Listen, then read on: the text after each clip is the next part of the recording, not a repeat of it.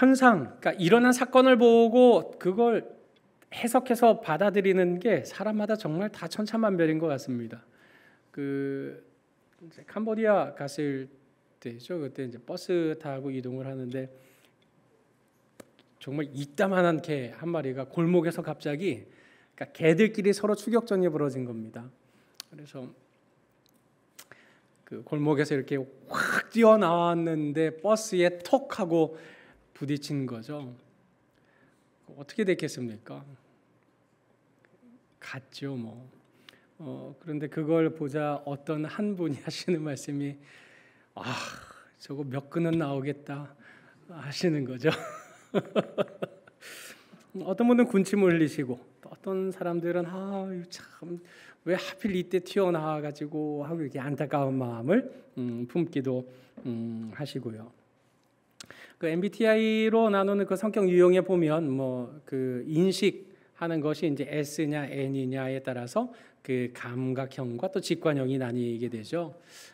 또 그 T냐 F냐에 따라서 관계가 중요하냐, 일이 중요하냐, 이런 것들로 이렇게 사람들의 반응이 나뉘게 됩니다.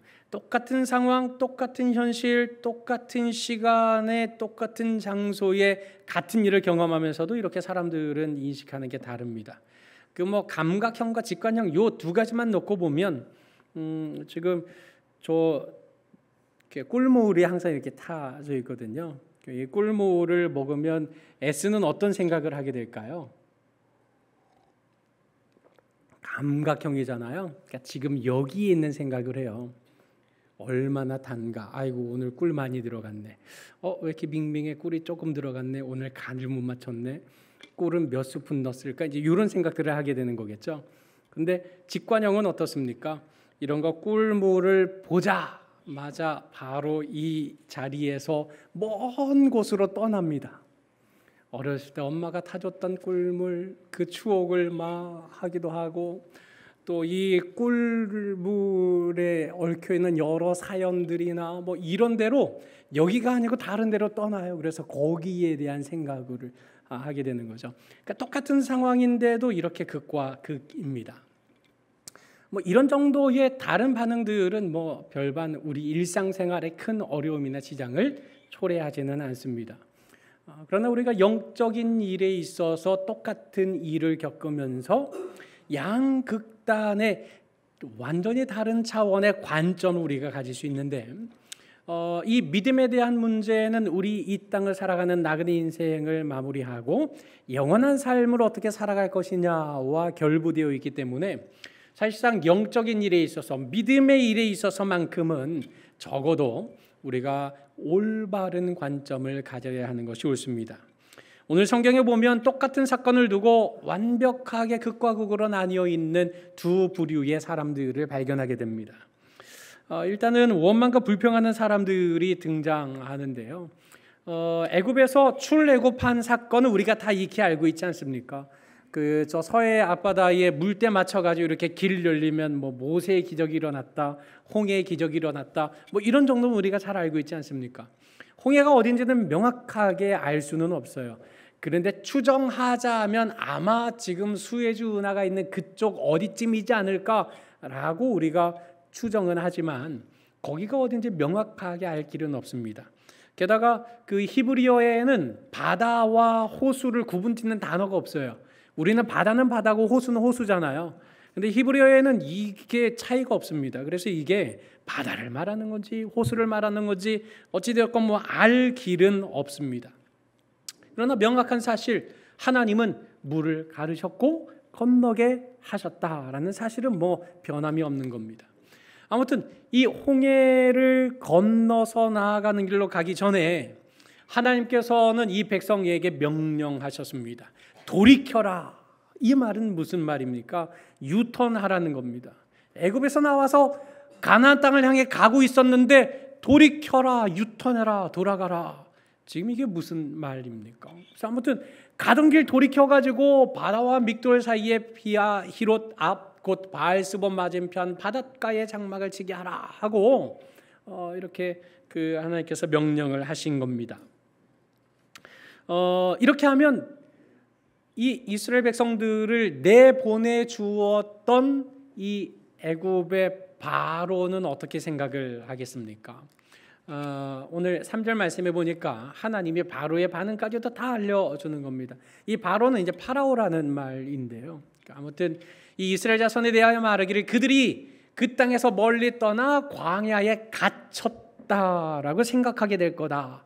이 갇혔다는 말은 나가기는 나갔는데 어디로 가야 될지 모르고 길 헤매고 있다. 얘네들 이렇게 생각하게 만드신다는 겁니다. 자, 이렇게 생각하면 어떻게 되겠습니까? 지금 10가지 재앙을 통해서 당할 만큼 당했잖아요. 바로가 자기 곤조도 부려받고 자존심도 세워받고 고집도 부려받지만 기어이 장자까지 잃어가면서 이 백성들을 내줄 수밖에 없었던 겁니다. 빈손으로 완전히 탈탈 털려가지고 내보내줬는데 이 이스라엘 백성을 향한 이런 마음과 적개심이 여전히 살아있지 않았겠습니까? 그런데 도무지 저 사람들을 건들 수 있는 엄두가 나지 않았던 겁니다. 그런데 이 사람들이 나가는 길에 대한 첩보가 들어오니 이 사람들이 광야에서 헤매고 있다 하니까 이때가 기회다.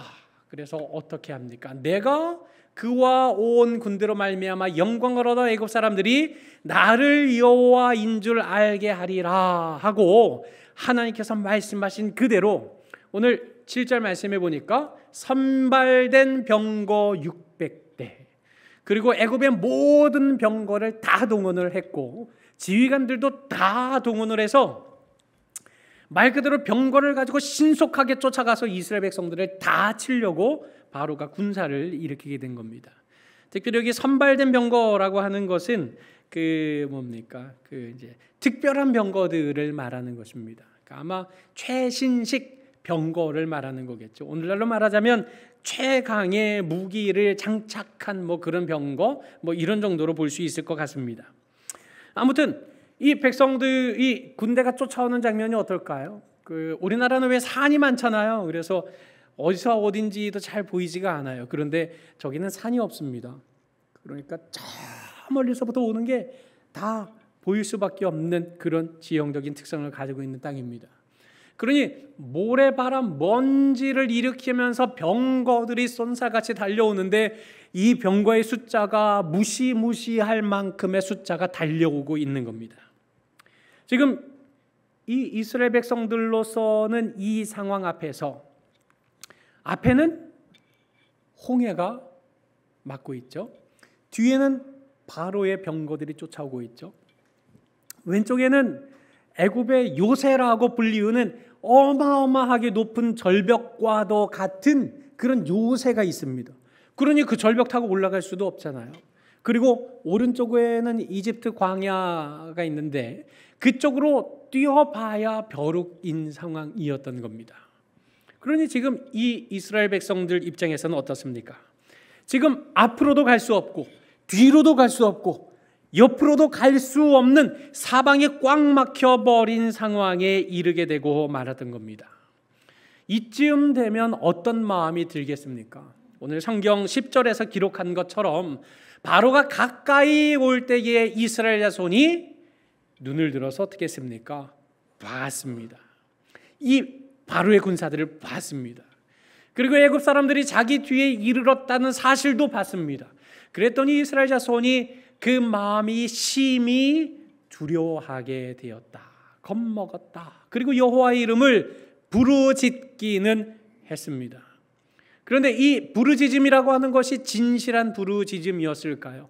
진짜 하나님을 바라보기 위해서 부르짖은 걸까요? 이어지는 말씀에 보면 그렇지 않은 것 같습니다. 그냥 습관적으로 우리가 어떤 힘든 일, 어려운 일 당하면 주여 하는 것처럼 그렇게 하나님의 이름을 불렀던 것 같습니다. 11절 말씀에 보니까 뭐라고 말합니까? 애굽에 매장지가 없어서 당신이 우리를 이끌어내어 이 광야에서 죽게 하느냐.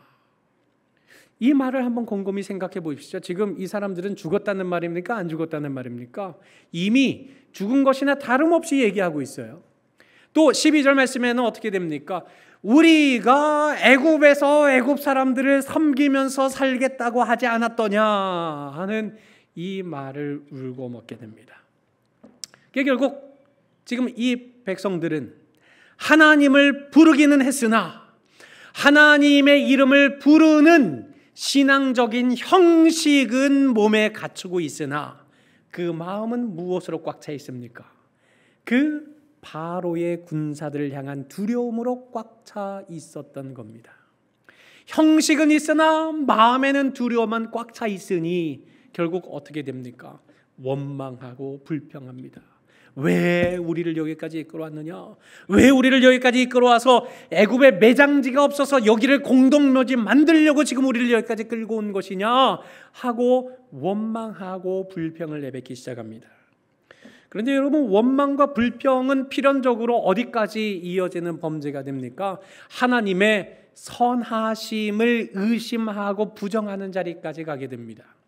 지금 이 사람들이 말하는 바가 무엇입니까? 왜 하나님이 우리를 여기까지 이끌어서 여기서 우리를 죽이려고 하느냐? 여기까지 지금 의심하게 되는 거잖아요. 하나님께서 10가지 재앙을 도대체 왜 일으키셨겠습니까?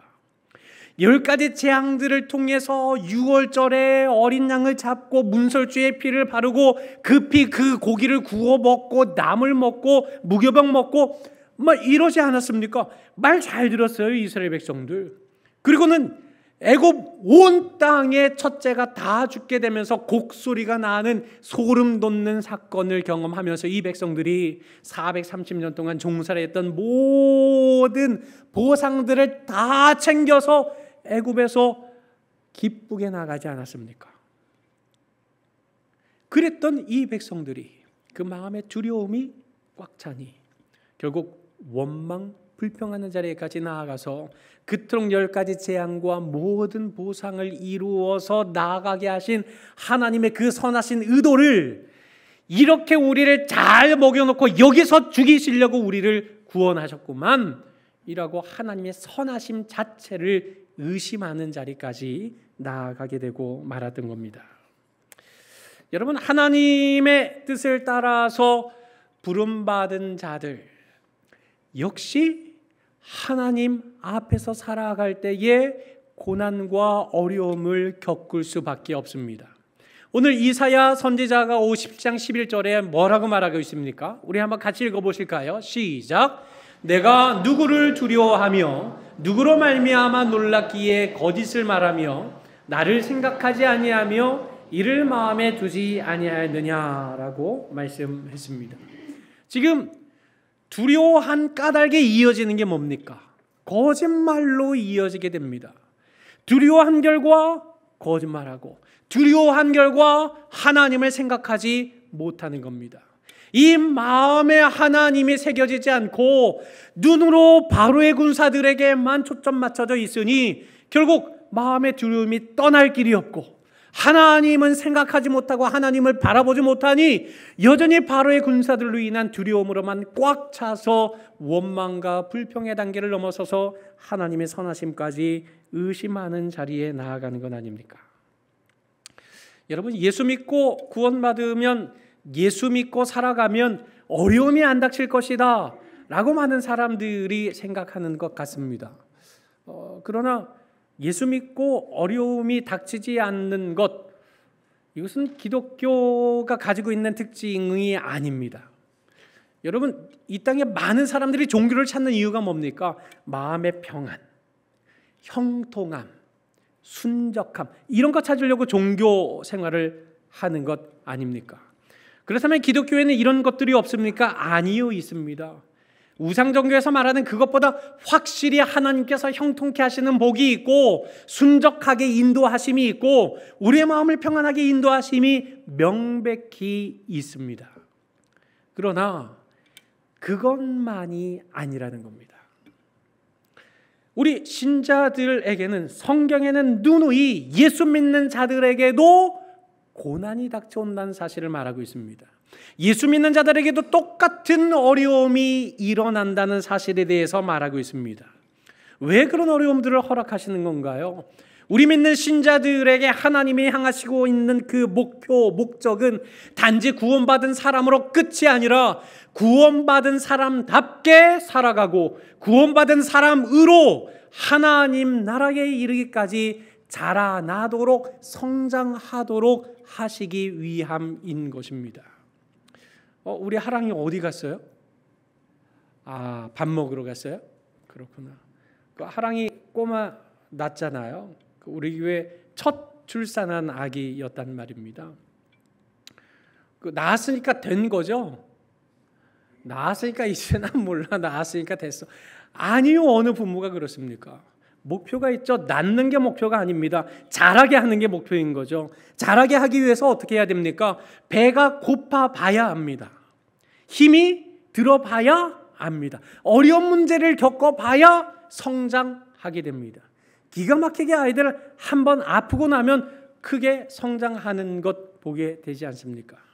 육신뿐 아니라 마음도 생각도 삶의 인생의 걸음도 모든 것 다 갖다가 준다고 아이가 성장하는 것이 아니라 어려움도 극복해 보도록 훈련시키고 연단시킴으로써 자라나는 것 아닙니까? 하나님의 목표는 다른 데 있지 않습니다. 내가 애굽에서 건져줬으니까 이걸로 끝. 이것이 결코 아닙니다. 하나님의 사람으로 자라나도록 하기 위해 때로 연단하고 훈련의 방편으로 어려움을 허락하시기도 하는 겁니다. 그러니 중요한 것이 무엇입니까? 심히 두려워하는 마음을 가졌던 이 이스라엘 백성들의 이런 반응이 오늘 나의 반응이 되어서는 안 된다는 겁니다. 여러분, 어려운 일 만나도 두려워하지 마시기 바랍니다. 여러분, 겁먹고 두려움에 빠지는 순간 어떻게 됩니까? 아무것도 할 수 없습니다. 그 독수리 잡아먹는 표범 동물의 왕국에서 한번 본 적이 있는데요. 숲풀에서 표범이 숨어 있다가 독수리가 방심하는 사이에 숲풀에서 갑자기 확 튀어나옵니다. 독수리한테 달려드니까 독수리는 어떻게 해야 될까요? 점프해가지고 큰 날개 펴가지고 휙 날아오르면 그만이거든요. 근데 독수리가 어떻게 했냐면 큰 날개를 피면서 그 짧은 다리로 뛰기 시작하는 겁니다. 그 표범이 이기겠습니까? 독수리가 이기겠습니까? 그런 달리기로요. 당연히 잡아 먹히고 마는 거죠. 자기가 난다는 사실 자체를 잊어먹었어요. 왜요? 겁먹었거든요. 두려움이 그 마음에 꽉 차버렸거든요. 그러니까 자기가 날 수 있는 존재로 지음받았다는 사실 자체마저도 완전히 잊어버리고 말았던 겁니다. 여러분, 두려움이라고 하는 것이 이렇게 큰 영향을 미치는 겁니다. 어려운 삶의 문제가 일어나게 되었을 때 우리가 하나님을 바라보지 못하고 그 문제와 상황에만 집착한 채 두려운 마음을 떨쳐내지 못하면 우리는 믿음으로 승리할 수 있는 사람으로 지음받았다는 사실 자체를 잃어버리고 마는 것입니다. 그러니 어려움 당할 때 우리의 마음을 두려움이 지배하지 못하도록 우리의 믿음의 눈을 들어 하나님을 바라보고 두려움을 밀어내야 하는 것입니다.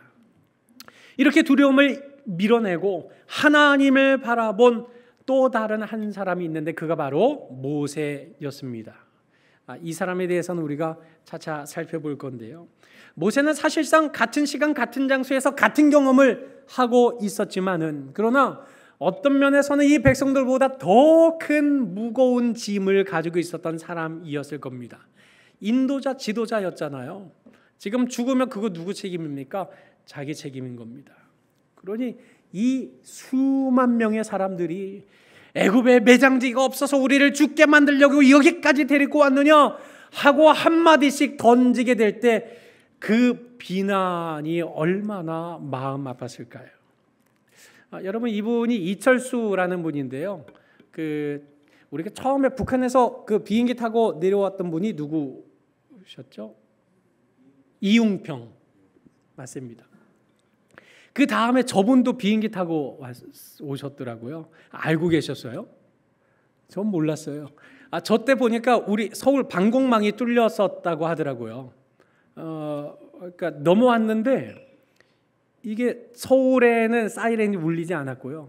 그리고 이렇게 맞이하려고 이렇게 우리 수원 비행장에서 공군 비행기가 떴는데 이 비행기를 놓쳐버렸어요. 이제 기름이 없어가지고 천천히 그 비행을 하고 있었는데 이걸 다른 걸로 착각을 했는지 이걸 지나쳐가지고 그냥 간 거예요. 수원 비행장에 어쩌다가 자기가 발견해가지고 내려가지고 수원 비행장에서도 한 10분 동안 비행기 안에서 가만히 있었대요. 근데 저분이 왜 탈북하게 되셨냐면 자두나무 때문에 탈북했더라고요. 그 북한에는 왜 위대한 수령님 지도자를 위한 그 과수원이 따로 있잖아요. 최고의 단 자두를 선사해야 된다 해서 온 마을 주민들이 설탕 걷어가지고 설탕을 그 밭에다가 다 뿌린 거예요. 자두나무 있는 데다가 흙하고 막 섞어가지고 막 거름 주듯이. 그런다고 단맛이 생기는 게 아니잖아요.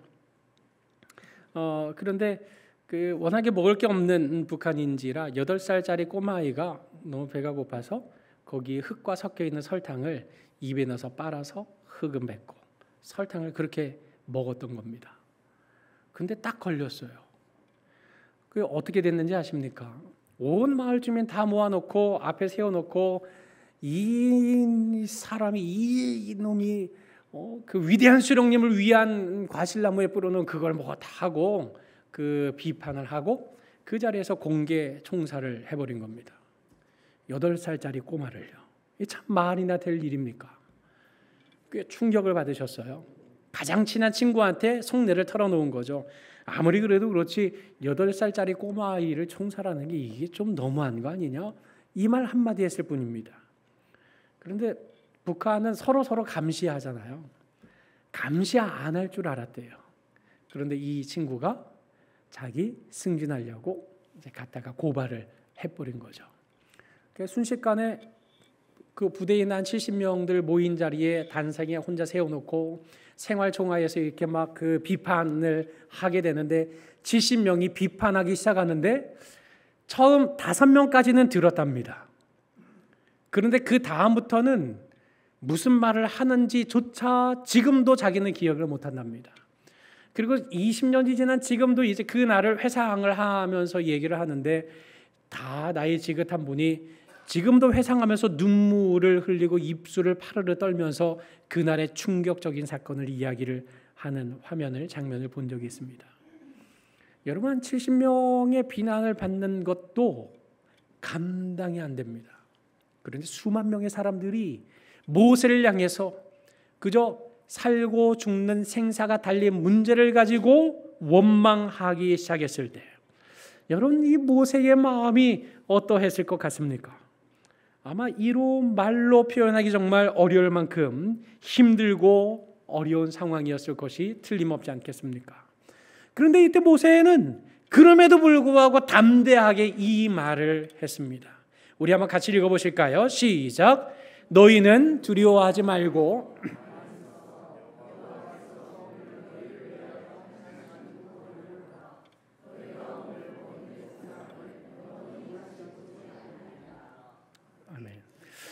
여기에는 딱 3가지 주요 말들이 들어가 있습니다.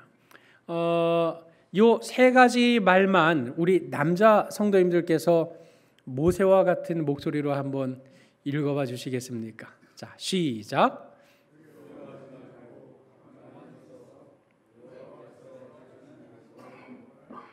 네. 좀 아쉽지만 아무튼 모세가 혼자 외치는 겁니다. 다수 대 혼자인 거죠. 두려워하지 말자. 가만히 서서 기다리자. 여기서 말하는 이 가만히 서서라는 이 말은 그냥 수동적으로 있는 게 아니라 두려움을 밀어내고 평정을 유지하려고 우리 애쓰자 하는 그런 말입니다. 그리고 우리가 보자. 무엇을? 바로를 보지 말고 여호와께서 행하시는 구원을 바라보자 하고 홀로 외치기 시작한 겁니다. 여러분, 바로를 보지 말고 하나님을 보자. 제발 겁먹지 말고 마음의 평안을 유지하기 위해서 우리 애써보자. 왜? 하나님께서 너희를 위하여 싸우실 것이기 때문에 그 하나님의 싸우심을 바라보고 우리 버텨보자. 기다려보자. 인내해보자. 조금만 서로 격려해보자. 지금 여기서 원망한다고 불평한다고 하나님의 선하심을 의심한다고 이 문제가 해결이 되겠느냐? 아니, 죽어야 한다면 우리는 이 자리에서 죽을 수밖에 없는 인생 아니겠느냐?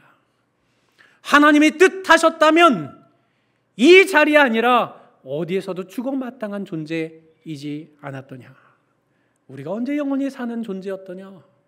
우리는 죽으면 죽는 거 아니겠느냐. 다만 하나님께서 이 일을 통해 하나님의 하나님 되심을 나타내신다고 약속하셨으니 우리 두려워하지 말자.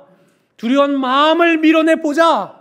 서로 격려하고 위로해서 오늘 하나님이 우리를 위해 구원하시는 역사를 한번 눈으로 보자.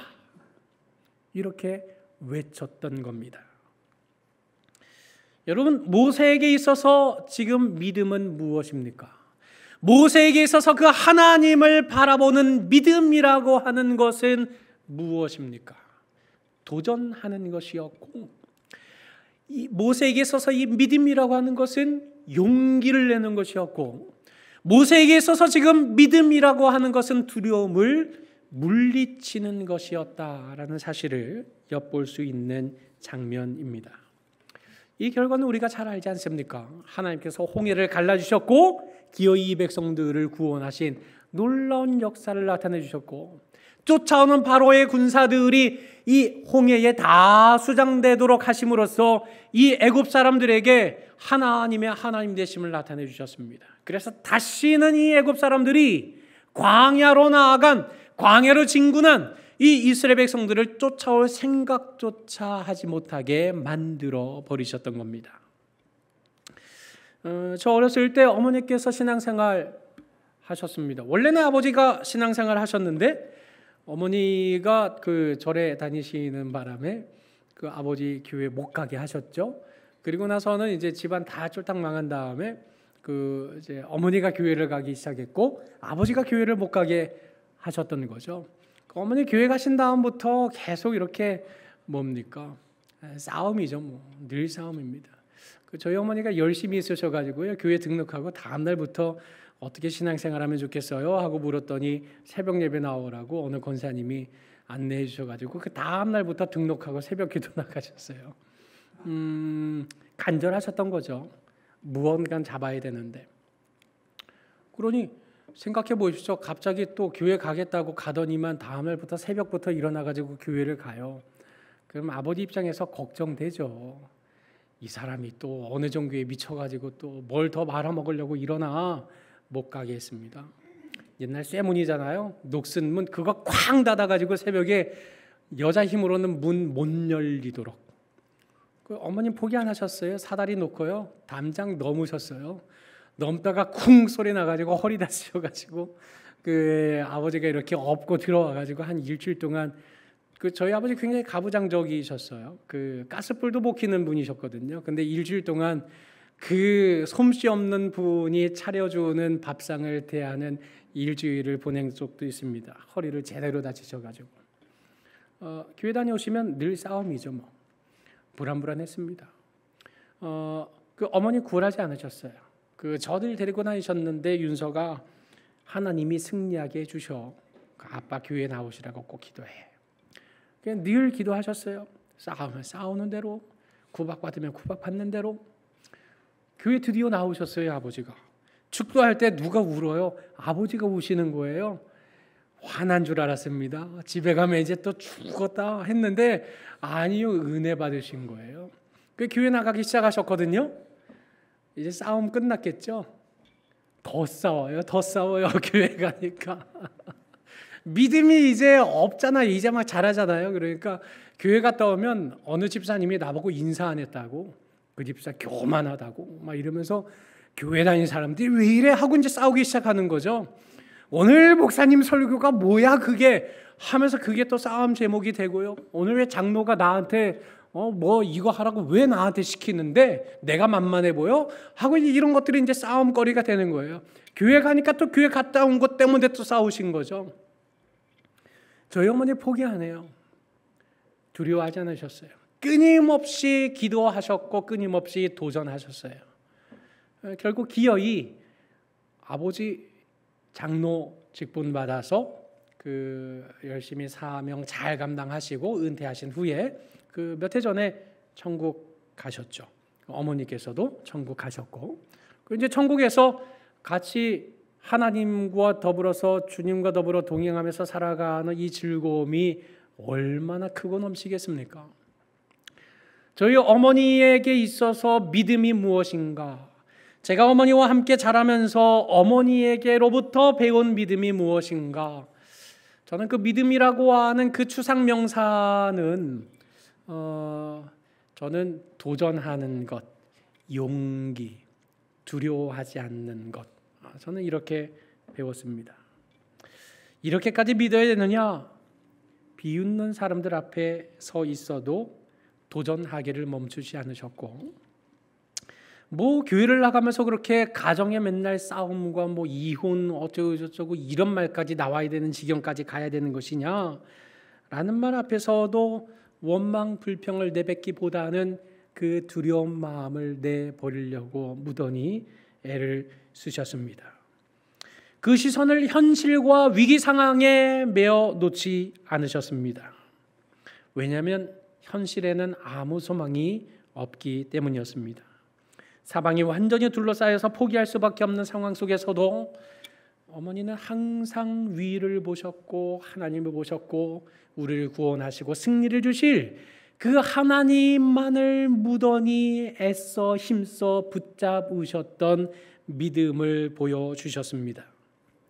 우리 김희순 권사님이 예전에 믿음은 동사다라고 카톡에 이렇게 써놓으신 적이 있으셨죠.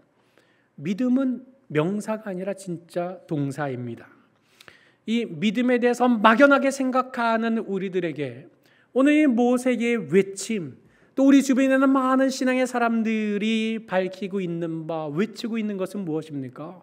믿음은 명사가 아니라 믿음은 동사라는 사실입니다. 사랑하는 서부경향의 성도 여러분, 뒤쫓는 바로의 군사와 같은 환난과 어려움이 여러분에게도 있습니까? 뒤쫓아오는 바로와 같은 두려움을 줄 수 있는 어떤 상황이 있습니까? 앞에는 도무지 나아갈 수 없는 홍해라고 하는 내 힘으로는 건널 길이 없는 문제가 나를 가로막고 있습니까? 그럼에도 불구하고 두려워하는 마음에 내 생각을 다 빼앗겨 버리고 나면 우리는 거기에 매몰되어서 실로 아무것도 할 수 없는 존재가 될 뿐입니다. 두려움이 나에게 찾아오고 두려움이 엄습한다 할지라도 우리는 두려워하지 말고 이 마음을 밀어내고 가만히 서서 마음의 평정을 유지하려고 애를 써야 됩니다. 그리고 그 평정을 유지하는 마음을 붙잡고 하나님의 구원을 보기 위해 하나님 앞에 기도로 믿음으로 하나님을 붙잡고 나아가야 하는 것입니다. 말 타는 꼬마아이가 갑자기 옆에 지나가는 트랙터 소리에 말이 깜짝 놀랐습니다. 거친 호흡을 내뱉으면서 말이 팔짝팔짝 뛰기 시작합니다. 뭐 해야 됩니까? 잡은 고삐를 꽉 잡고 붙드는 일 말고 무엇이 있겠습니까?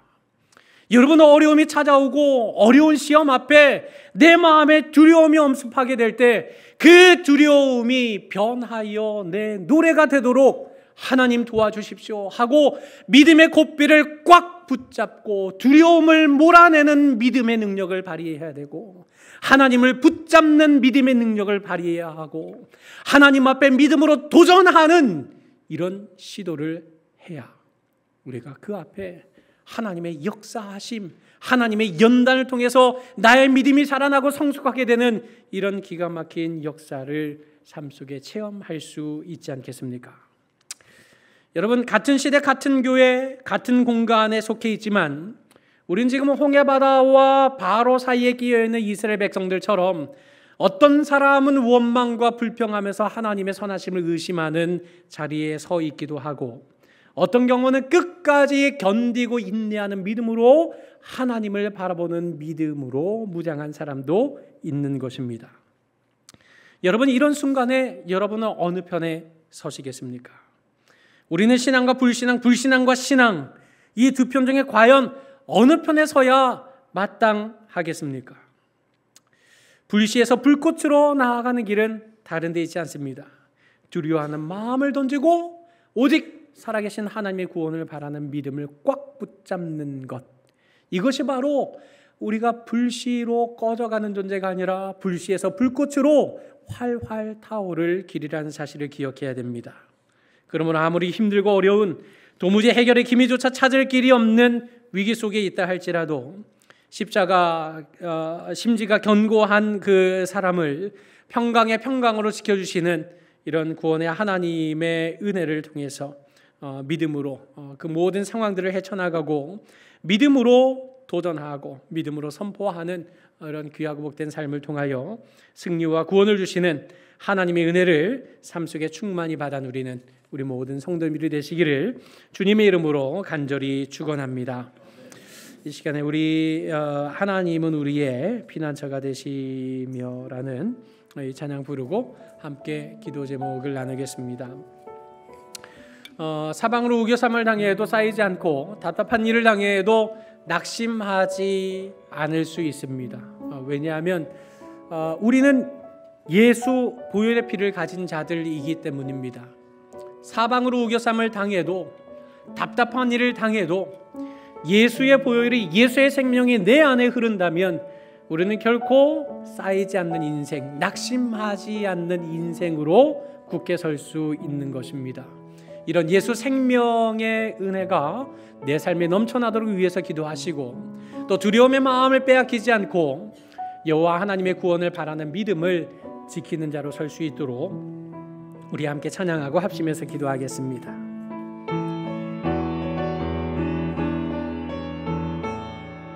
하나님은 우리의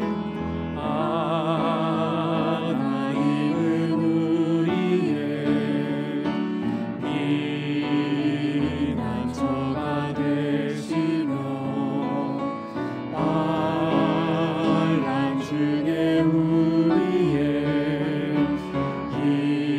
힘과 도움이 한 번 더 하나님은 우리의 하나님은 우리의 피난처가 되시며 피난처가 되시며 환난 중에 우리의 힘과 도움이 너희는 가만히 있어 너희는 가만히 있어 주가 하나님 내 말지어다 열방과 세계 가운데 주가 높임을 받으리라. 하나님은 우리의 하나님은 우리의 피난처가 되시며 환난 중에 환난 중에 우리의 힘과 도움이시라. 힘과 도움이 너희는 가만히 있어 너희는 가만히 있어 주가 하나님 내 말지어다 열방과 세계 가운데 주가 높임을 받으리라. 너희는 가만히 있어 너희는 가만히 있어 주가 하나님 내 말지어다 열방과 세계 가운데 주가 높임을 받으리라. 우리 함께 합심하여 기도하겠습니다.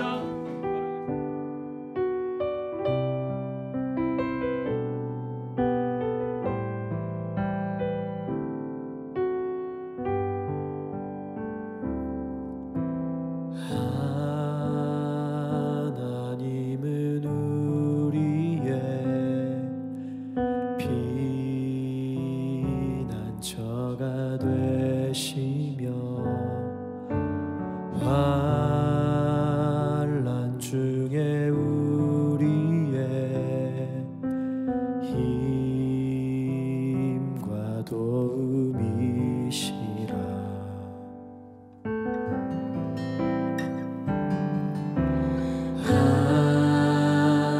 하나님은 우리의 피난처가 되시며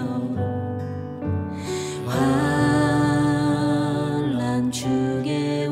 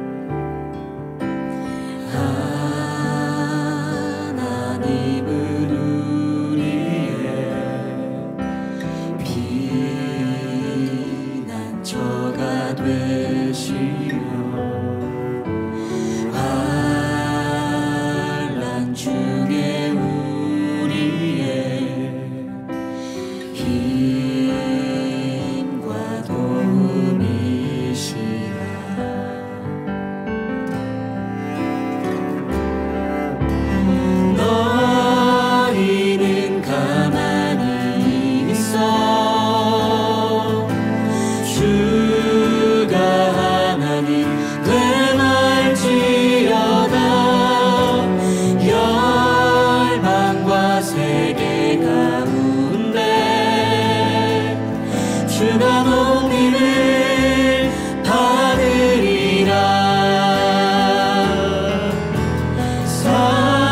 사랑합니다 내 아버지, 찬양합니다 내 온맘 다하여 선포합니다 예수 그리스도